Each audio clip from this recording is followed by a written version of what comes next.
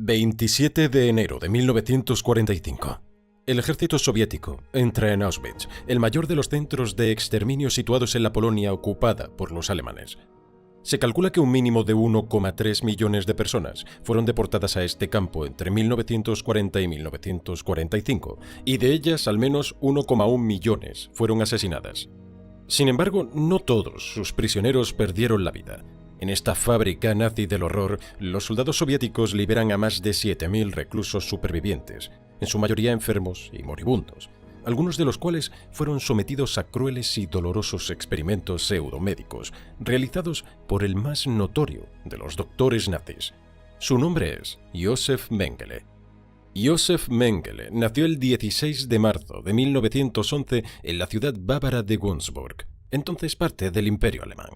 El joven Josef, hijo mayor de Karl Mengele, un próspero fabricante de maquinaria agrícola, estudió medicina y antropología física en varias universidades. En 1935 se doctoró en esta última materia, antropología física, por la Universidad de Múnich, y en 1936 aprobó los exámenes estatales de medicina. En 1937, Mengele empezó a trabajar en el Instituto de Biología Hereditaria e Higiene Racial de Frankfurt. Allí fue ayudante del director, el Dr. Ottmar von Verschuer, un destacado genetista conocido por sus investigaciones sobre gemelos. Bajo la dirección de Verschuer, Mengele completó un doctorado adicional en 1938. Mengele no apoyó activamente al partido nazi antes de que llegara al poder en enero de 1933. Sin embargo, durante sus estudios universitarios, al igual que el partido nazi, Mengele abrazó la ciencia racial, la falsa teoría del racismo biológico. Creía que los alemanes eran biológicamente diferentes y superiores a los miembros de todas las demás razas. La ciencia racial era un principio fundamental de la ideología nazi que Hitler utilizó para justificar la esterilización forzosa de personas con ciertas enfermedades físicas o mentales o deformidades físicas. Las leyes raciales de Nuremberg de 1935, que prohibían el matrimonio entre alemanes y judíos, ciudadanos negros o romaníes, también se basaban en la ciencia racial. En 1938, Mengele se unió al partido nazi y a las SS.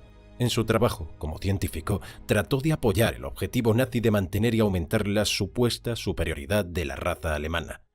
El empleador y mentor de Mengele, el Dr. Verschuer, también abrazó el racismo biológico.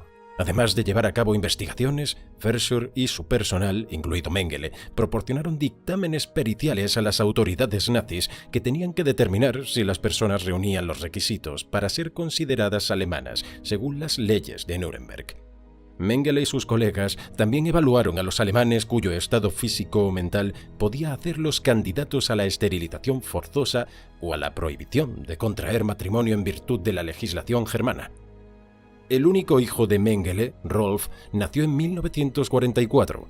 Antes, en 1939, se casó con Irene Schonsbein.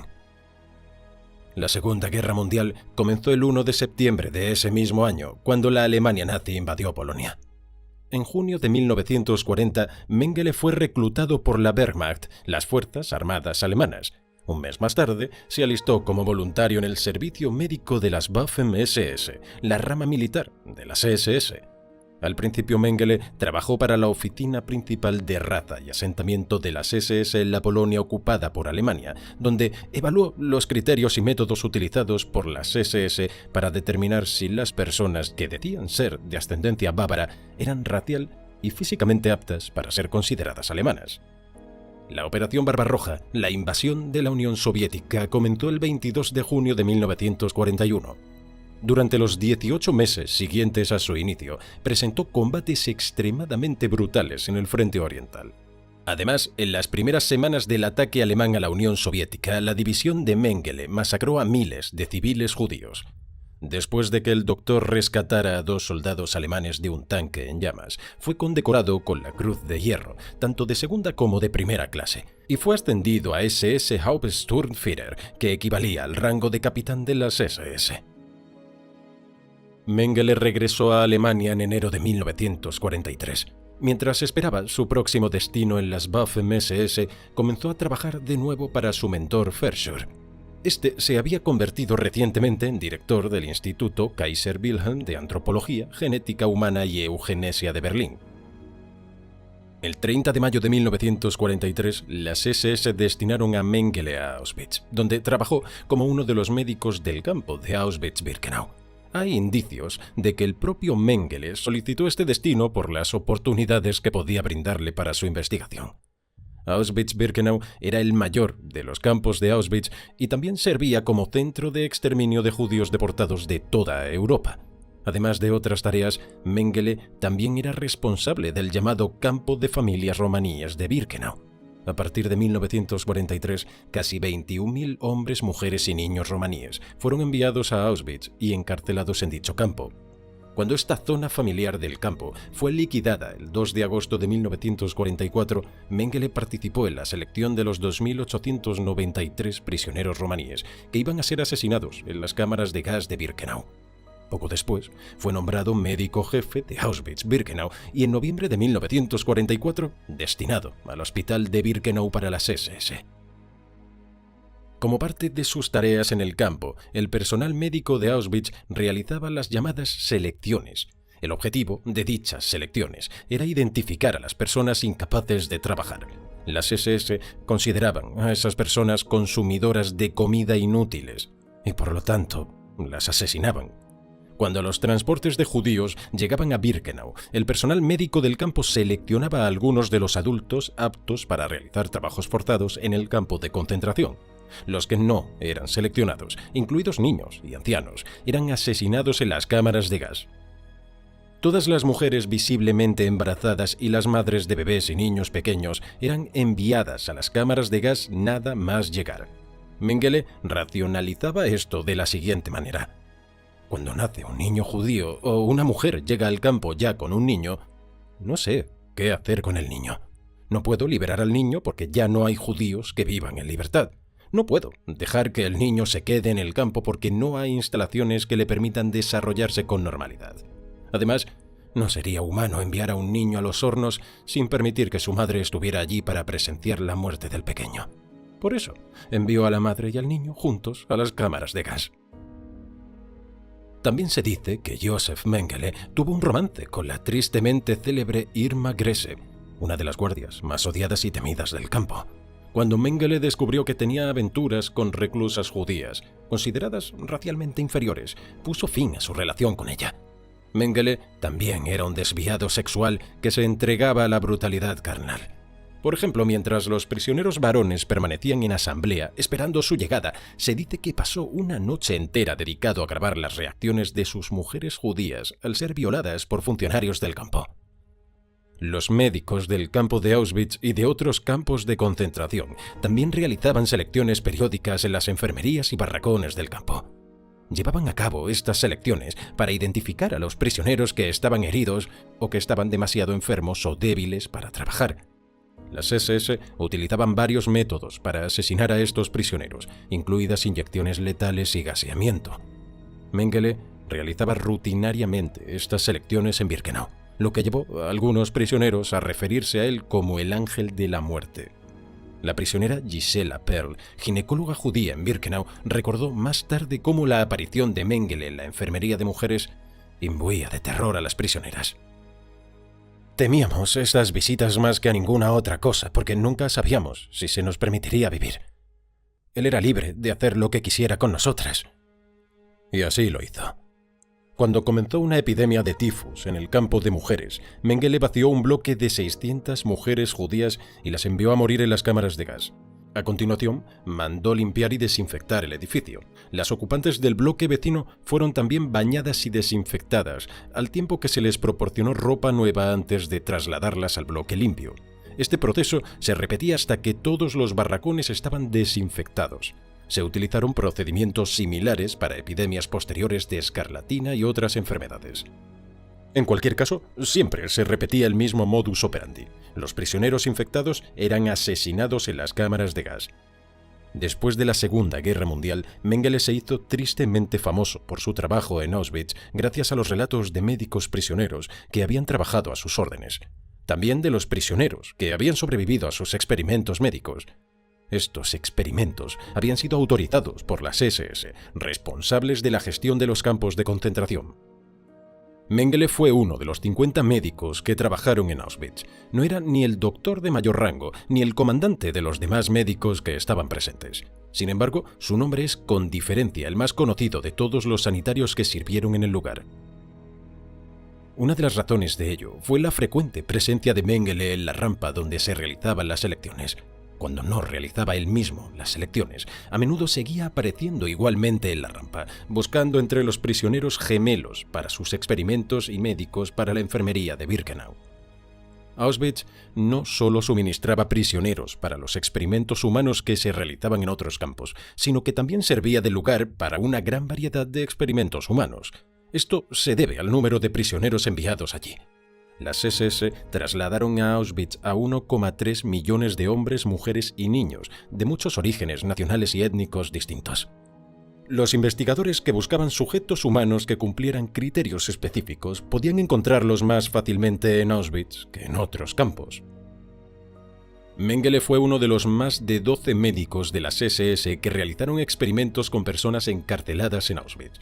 Estos médicos vieron su nombramiento en Auschwitz como una magnífica y emocionante oportunidad para avanzar en sus investigaciones. Los experimentos en los campos de concentración mutilaron permanentemente a muchas víctimas o les causaron la muerte. En algunos de ellos, la muerte era el resultado previsto para las víctimas. Los profesionales médicos que llevaron a cabo los experimentos en Auschwitz no pidieron el consentimiento de los reclusos ni les informaron de su tratamiento ni de sus posibles efectos. Los tipos de pruebas realizados en Auschwitz incluían comprobar los resultados de métodos de esterilización masiva, infligir heridas a los prisioneros o infectarlos con enfermedades para estudiar los efectos y probar tratamientos, realización de cirugías y procedimientos innecesarios en pacientes con fines de investigación o para formar a profesionales médicos, asesinar y diseccionar prisioneros para investigaciones antropológicas y médicas. El mentor de Mengele, el Dr. Verschoor, pudo haber organizado su asignación a Auschwitz con el propósito de apoyar la investigación del Instituto Kaiser Wilhelm de Antropología, Genética Humana y Eugenesia. Durante su estancia en Auschwitz, Mengele envió a sus colegas en Alemania sangre, partes de cuerpos, órganos, esqueletos y fetos, todo ello tomado de prisioneros de Auschwitz. Mengele colaboró en los proyectos de investigación de sus colegas, realizando para ellos estudios y experimentos con prisioneros. Además de su trabajo con el instituto, Mengele también llevó a cabo sus propios ensayos con prisioneros de Auschwitz con la esperanza de publicar los resultados y obtener así las credenciales para optar a una cátedra universitaria. Durante su servicio en Auschwitz, organizó un complejo de investigación ubicado en varios barracones. Eligió a su personal entre los prisioneros que eran profesionales de la medicina. Mengele pudo obtener instrumentos y equipos modernos para sus investigaciones e incluso creó un laboratorio de patología. La propia investigación de Mengele y la que llevó a cabo para el Instituto Kaiser Wilhelm se centraron generalmente en cómo los genes se convierten en rasgos físicos y mentales específicos. Cuando se lleva a cabo de forma ética, se trata de un campo legítimo e importante de la investigación genética. Sin embargo, el trabajo de Mengele, Verschoor y sus colegas se vio distorsionado por su creencia en una teoría pseudocientífica de la raza que era fundamental para la ideología nazi. Esta teoría sostenía que las razas humanas eran genéticamente distintas entre sí, establecía una jerarquía de ellas y subrayaba que las razas inferiores eran genéticamente más propensas a mostrar rasgos negativos que los miembros de las razas superiores. Estos rasgos hereditarios negativos incluían, supuestamente, algo más que enfermedades y deficiencias físicas y mentales. También suponían, sobre el papel, comportamientos socialmente inaceptables o inmorales, como el vagabundeo, la prostitución y la delincuencia.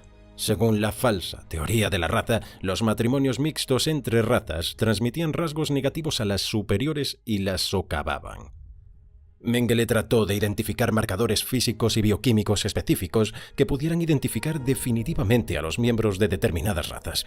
Él y sus colegas creían que encontrar dichos marcadores era de vital importancia para preservar la supuesta superioridad racial del pueblo alemán. Para todos ellos, la importancia de la investigación justificaba la realización de experimentos dañinos y letales con personas, en este caso, prisioneros de Auschwitz, a las que consideraban racialmente inferiores. Mengele obtenía sus víctimas principalmente de dos grupos étnicos, los romaníes y los judíos.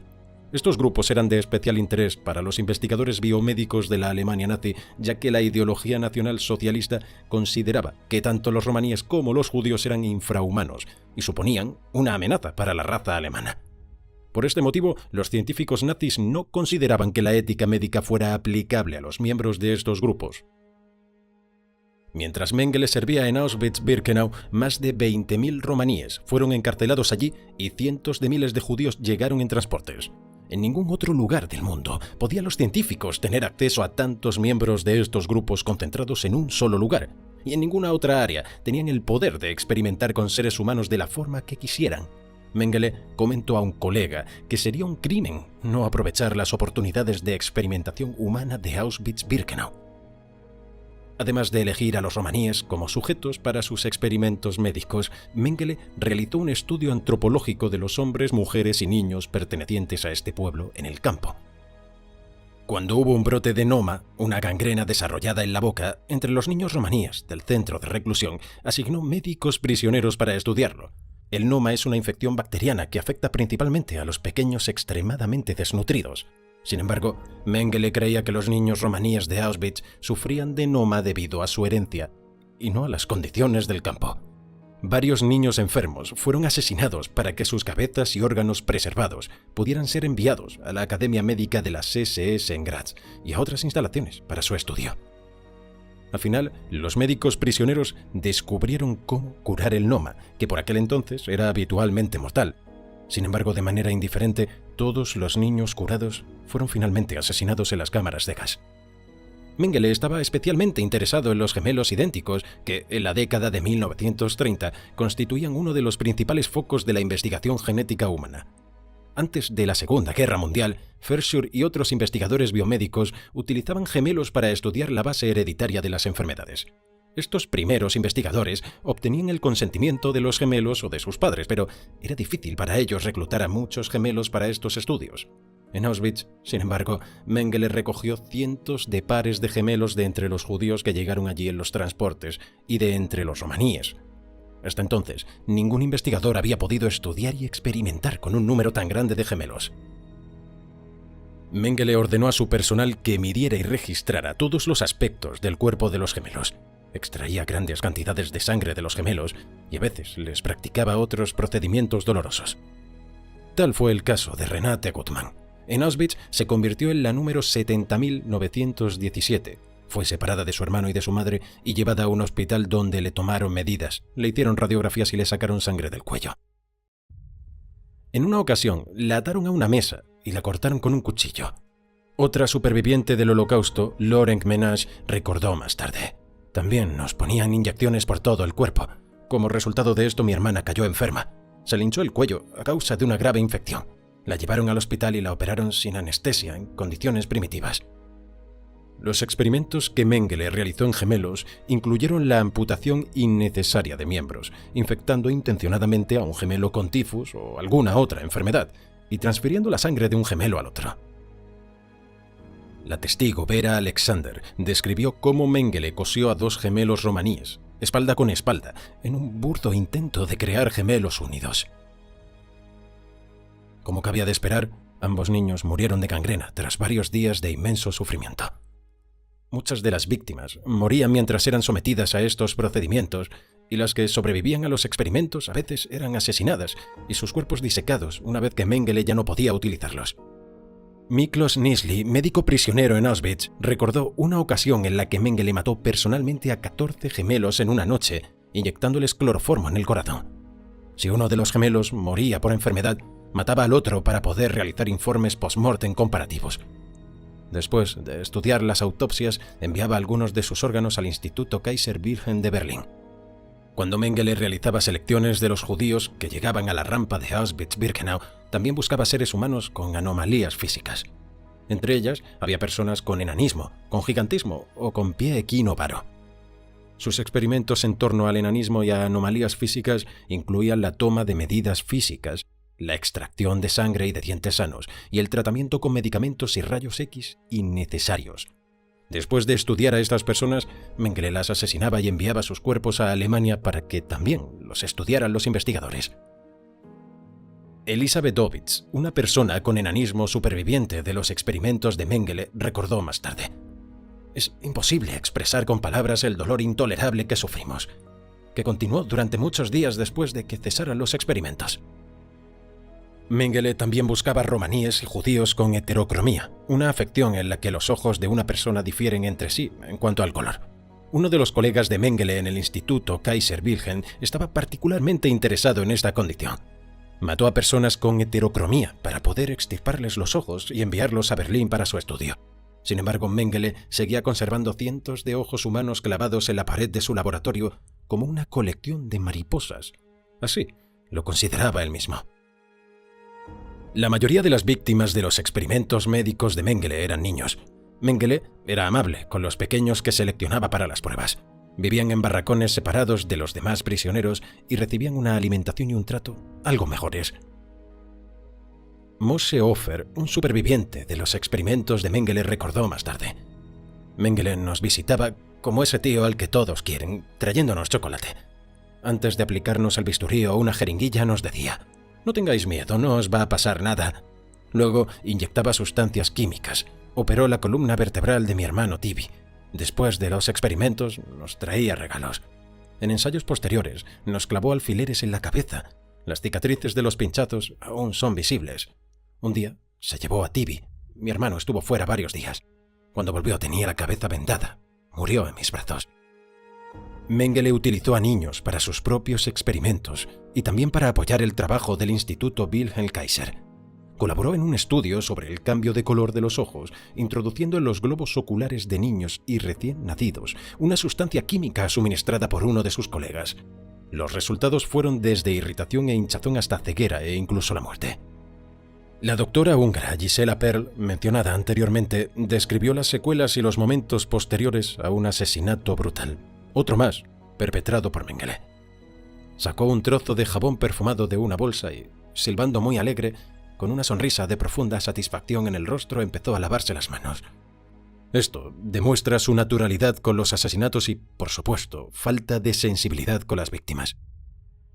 Por otro lado, un prisionero al que se le asignó el cuidado de gemelos judíos seleccionados para los experimentos de Mengele describió más tarde cómo los niños reaccionaban emocional y físicamente a los tratamientos. Se tomaban muestras de sangre primero de los dedos y luego de las arterias, 2 o 3 veces, de las mismas víctimas en algunos casos. Los niños gritaban e intentaban taparse para evitar que los tocaran. El personal recurrió a la fuerza. También les pusieron gotas en los ojos. Algunas parejas de niños recibieron gotas en ambos ojos y otras solo en uno. Los resultados de estas prácticas fueron dolorosos para las víctimas. Sufrían una grave hinchazón de los párpados, una sensación de quemazón. A su vez, el superviviente del Holocausto Alex Deckel relató haber presenciado cómo Mengele realizaba una operación quirúrgica sin anestesia, extirpando corazones y estómagos de las víctimas. Itzhak Genon, un judío superviviente de Auschwitz del norte de Grecia, deportado a Auschwitz a la edad de 20 años, relató en 2009 cómo después de que Mengele le extirpara un riñón sin anestesia, se vio obligado a volver al trabajo sin siquiera tomar analgésicos. Mengele también buscaba mujeres embarazadas con las que realizaba experimentos antes de enviar a muchas de ellas a las cámaras de gas.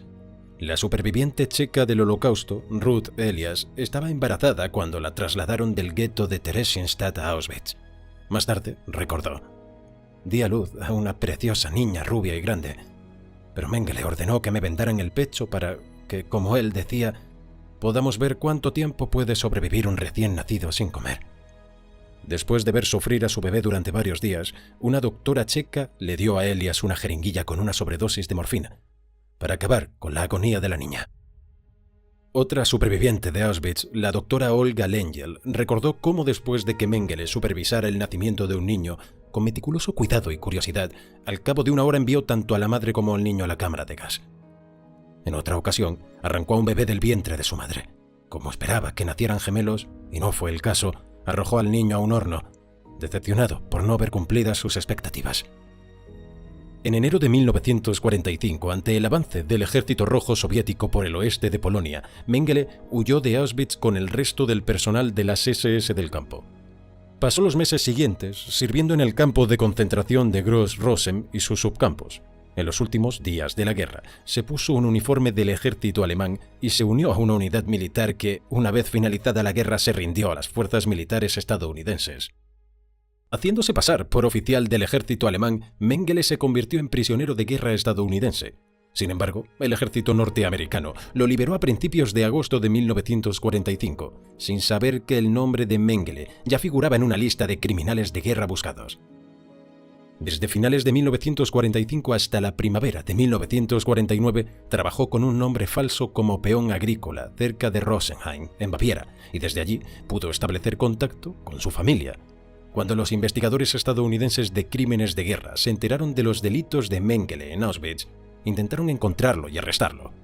Sin embargo, basándose en las mentiras de la familia de Mengele, los investigadores llegaron a la conclusión de que estaba muerto. Los esfuerzos de Estados Unidos por arrestarlo obligaron a Mengele a reconocer que no estaba seguro en Alemania y, con el apoyo financiero de su rica familia, emigró a Argentina con otro nombre falso en julio de 1949. En 1956 ya estaba bien establecido en Argentina y se sentía tan seguro que obtuvo la ciudadanía como José Mengele. En 1959, sin embargo, se enteró de que los fiscales de Alemania Occidental sabían que estaba allí y buscaban su arresto. Mengele emigró a Paraguay y obtuvo allí la ciudadanía. En mayo de 1960, agentes de los servicios de inteligencia israelíes secuestraron a Adolf Eichmann en Argentina y lo llevaron a Israel para ser juzgado. Suponiendo que los israelíes también le buscaban, Mengele huyó de Paraguay. Con el apoyo de su familia en Alemania pasó el resto de su vida bajo un nombre falso cerca de Sao Paulo, en Brasil. Cuando su hijo Rolf lo visitó allí en 1977, se encontró con un nazi impenitente que afirmaba que nunca había hecho daño a nadie de manera personal y que solo cumplía con sus obligaciones como oficial. El 7 de febrero de 1979, Mengele, que entonces tenía 67 años, sufrió un derrame cerebral y murió ahogado mientras nadaba en un centro de vacaciones cerca de Bertioga, en Brasil. Fue enterrado en un suburbio de Sao Paulo bajo el nombre falso de Wolfgang Gerhardt. Mengele, el más notorio de los médicos nazis y una de las figuras más infames del Holocausto, eludió así el arresto durante 34 años y nunca fue llevado ante la justicia. No se derramaron lágrimas por Josef Mengele.